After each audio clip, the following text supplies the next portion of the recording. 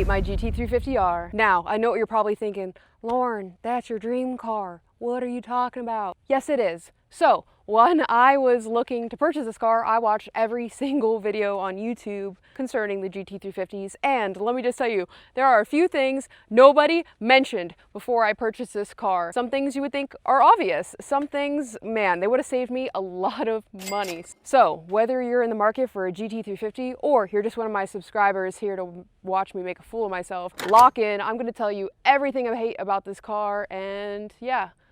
Let's go. Also, not sponsored. I just love California Dusters. Sponsor me. This is my second video, I know. Engine bay detailers don't come for me. It's 105 degrees out and I am not cleaning that shit. So let's get to the next obvious part about owning a GT350. The oil consumption. The Voodoo go boom.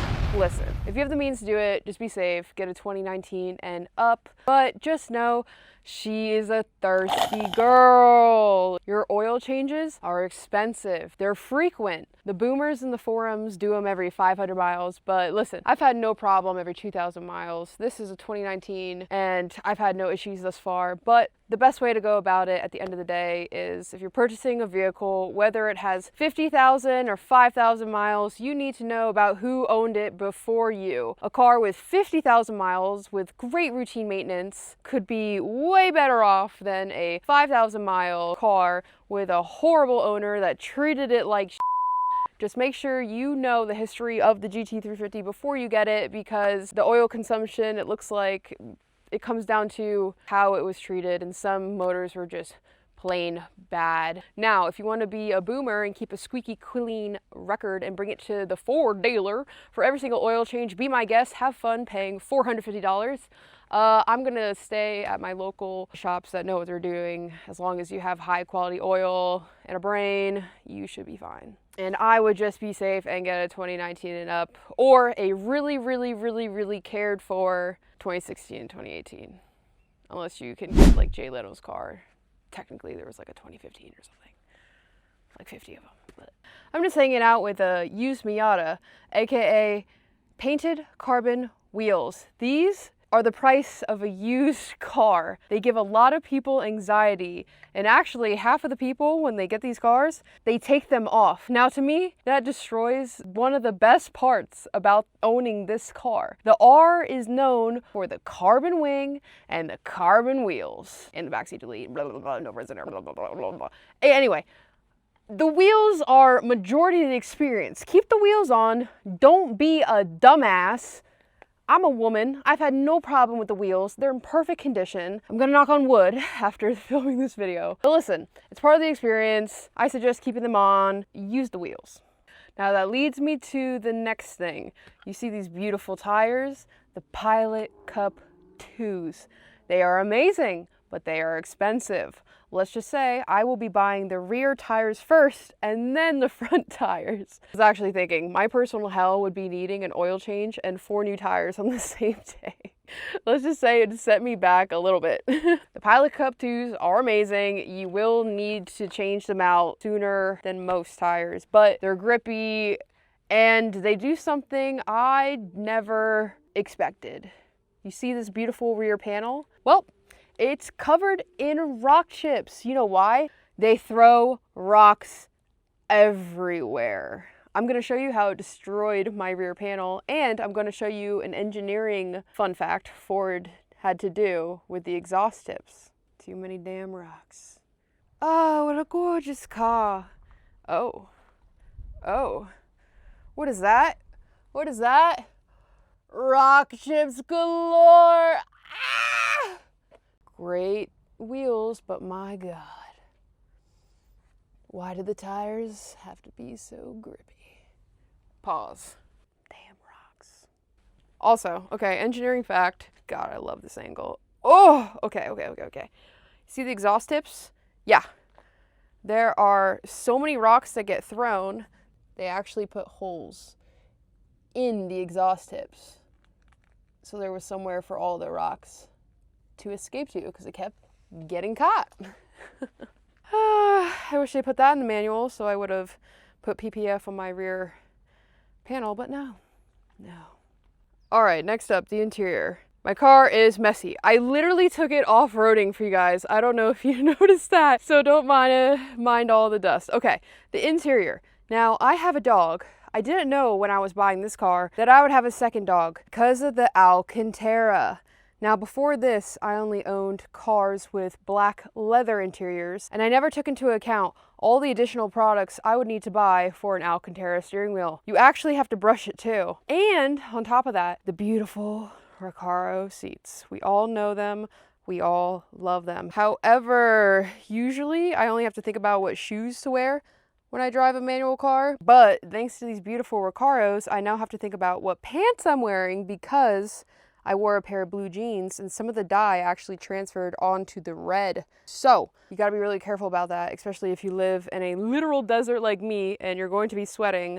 You have to think about what you're gonna wear when you drive this car. Let me see if you guys can see the dye transfer. See right there.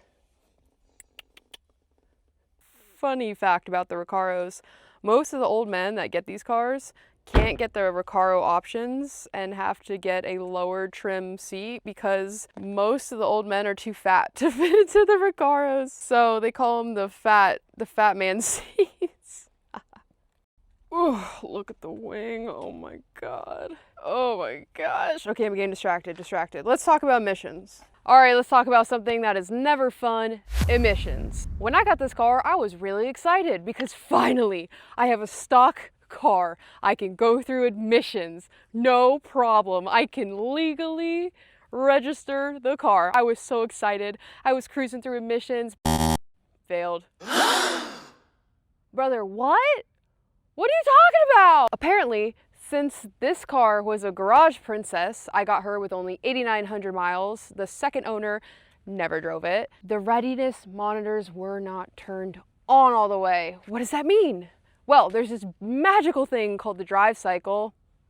It is this beautiful set of instructions that you need to complete in order for all the emissions data points to calibrate or some shit. Let's just say I put 1,000 miles on this car and I still could not pass emissions. My monitor would not turn on. So allegedly in Minecraft, I may or may not have given a man Monopoly money and it passed emissions. So what I discovered in the forums is that most GT350 owners go ahead and get insurance like Grundy, sort of a collector's car insurance, so you can bypass emissions and not have to deal with the finicky readiness monitors, because that totally matters in 2026. Emissions are annoying, so. I was just mad I really could have registered it how I registered my other cars, but no. Before, I had a Cadillac Celine and a fully built 5.0 tuned and shit, and I would just register them up north, you know. I live at McDonald's, and I was so excited to register the car, but no. No. I mentioned it was 100 degrees, right? Let's talk about why I'm not running the AC right now. Yes, I know, no AC, and I live in a literal desert. Why would I torture myself? Well, there's a lot of horror stories in the GT350 Reddits talking about the air compressor. Apparently, they're shitting the bed sub 20k miles if you run the car 4,000 plus RPMs in the summer.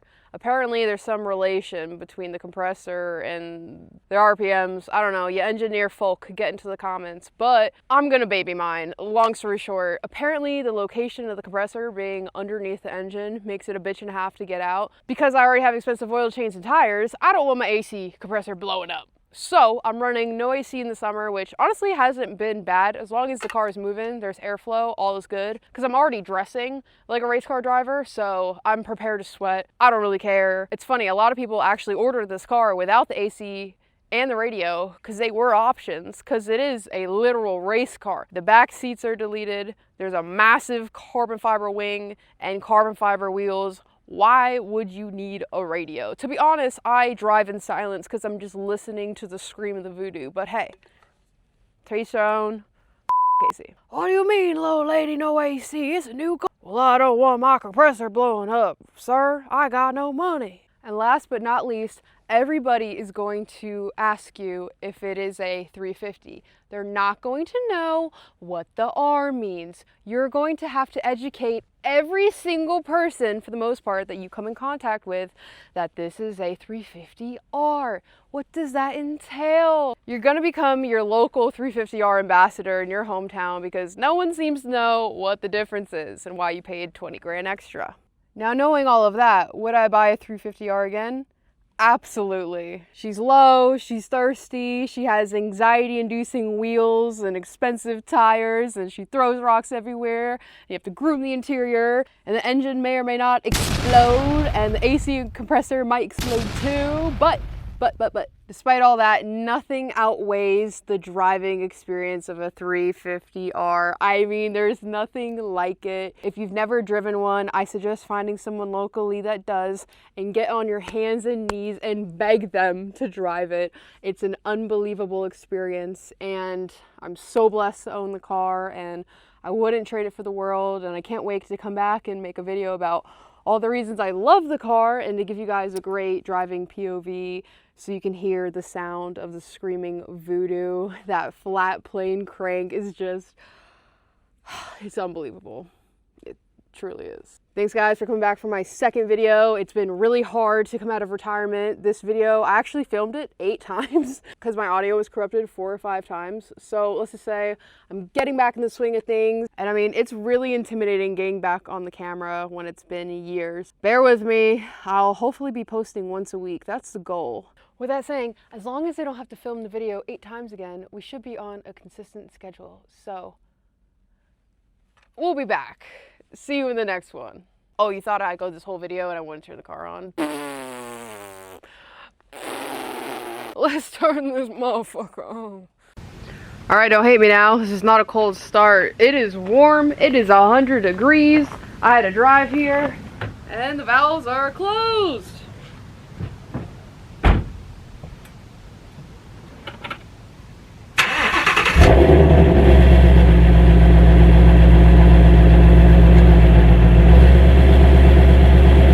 Give you some good revs, but I don't want to get kicked out of this filming spot, so with that, I'm out. Should I be like an influencer and leave my camera here and pull off? Yeah. Just gonna leave my camera like an influencer.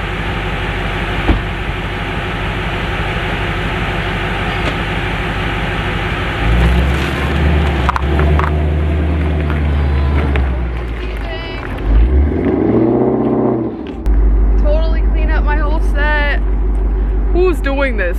Look it, I still have to clean up everything. Oh, she's so pretty though. Oh my god. Oh, I feel like a mom. Like, that's my kid, yo. That's my kid. You look at my sonogram. You saw that. Oh! Let's glaze it. Let's glaze it. Everybody's like clicked off the video. Me with my kid. Nasty. Nasty. This is why women can't have shit like this. Because you know no man is going, nasty. Oh my god. I love the reflection. Oh wait, no, wait. I hate the reflection. I hate it. This is things I hate about my 350R. Yeah, I hate it, yeah. Looks like shit. Total shit. Alright, y'all. Next video, let's talk about the shit I like about it.